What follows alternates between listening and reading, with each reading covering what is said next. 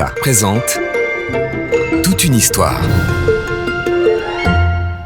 Le pêcheur et le voyageur. Un gentil pêcheur breton vit au bord d'une rivière avec son bateau et sa petite cabane toute simple. Il est heureux, mais il est curieux. Son projet est de partir pour la ville. Il veut voir comment se passe la vie là-bas. Un jour, il passe à l'action. Il prend sa petite voiture et part pour satisfaire sa curiosité.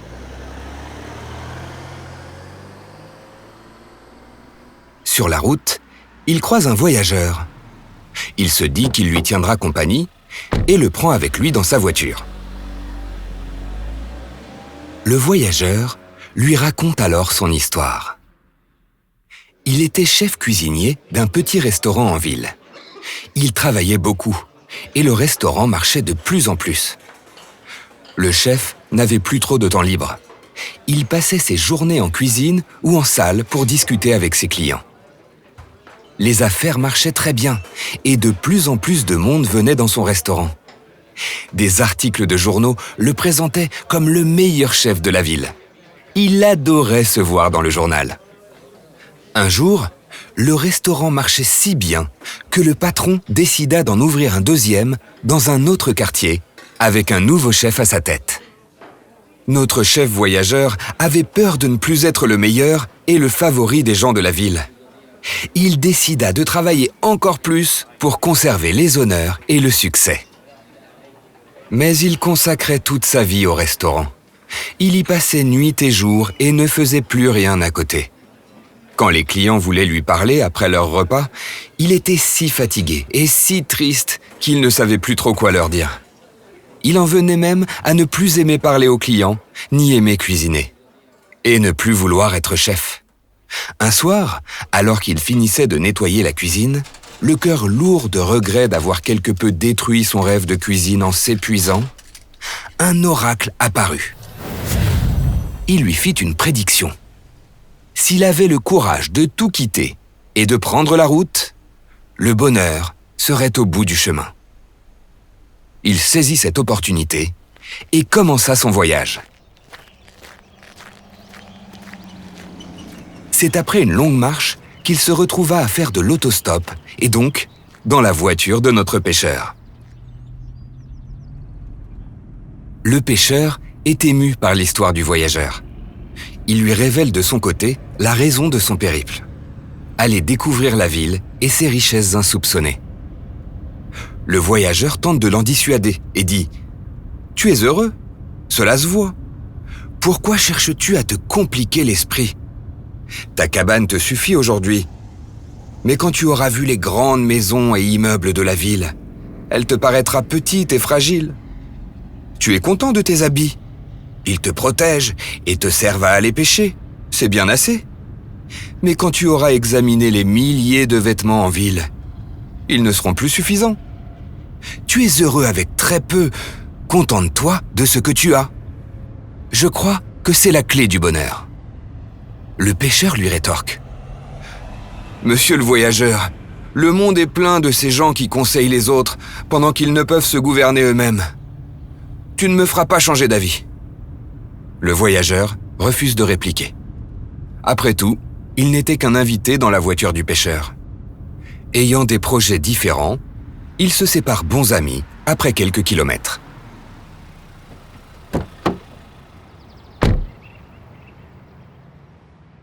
Deux jours plus tard, le destin réunit à nouveau nos deux personnages sur la même route, cette fois-ci dans le sens inverse. En grimpant dans la voiture, le voyageur a du mal à reconnaître le pêcheur tellement il semble triste. Le pêcheur se lamente. « Que j'ai été naïf et insouciant, que je suis malheureux à présent. Pourquoi je devrais vivre d'une petite cabane et d'une barque alors que je pourrais connaître le succès et les richesses en ville ?» Le voyageur tente de le consoler, en vain.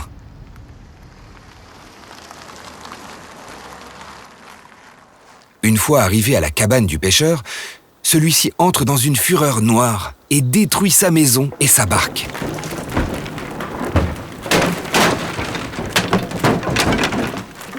Comme alerté par un tel désespoir, l'oracle, qui était apparu devant le voyageur pour l'inciter à quitter sa vie, surgit une seconde fois.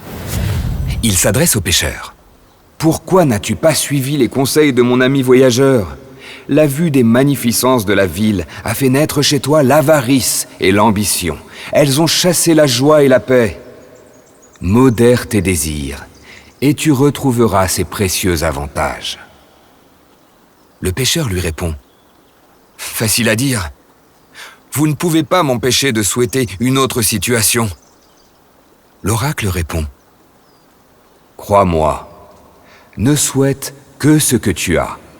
Si ton vœu de richesse immédiate et de succès est exaucé, ce sera à tes dépens, et pour t'enseigner une leçon. » Pour lui prouver ses dires, l'oracle lui accorde 3 souhaits.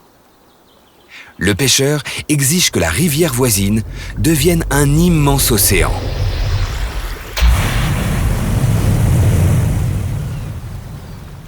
Pour son deuxième vœu, il souhaite que des ruines de sa barque naissent un bateau gigantesque.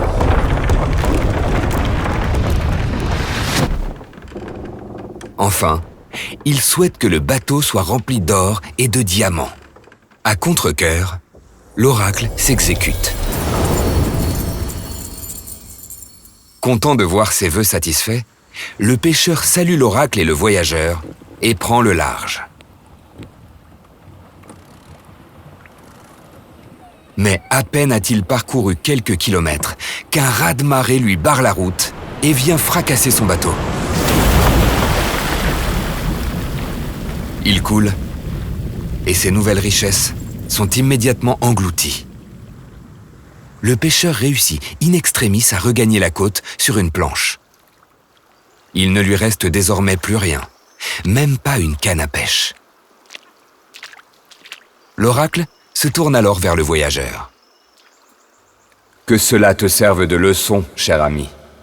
L'ambition est une qualité louable, mais l'avidité fait généralement courir un homme à sa perte. » Le voyageur effrayé lui répond « C'est promis, cher oracle, je m'y tiendrai. » Il va ensuite aider le pêcheur à reprendre ses esprits et sécher ses vêtements. Puis il poursuit son voyage. L'année suivante, il revient à la rencontre du pêcheur pour en savoir plus sur sa situation. Le voyageur possède désormais un camion-restaurant à bord duquel il cuisine des petits plats qu'il fait découvrir à travers le pays. Il souhaite que son ami pêcheur l'accompagne dans cette aventure. Le pêcheur accepte. Sa connaissance des poissons peut leur être précieuse.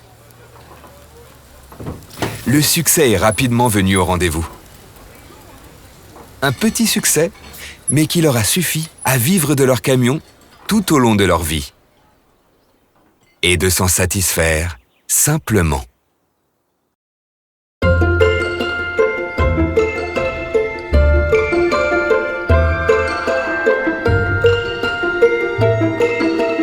AXA vous a présenté Toute une histoire.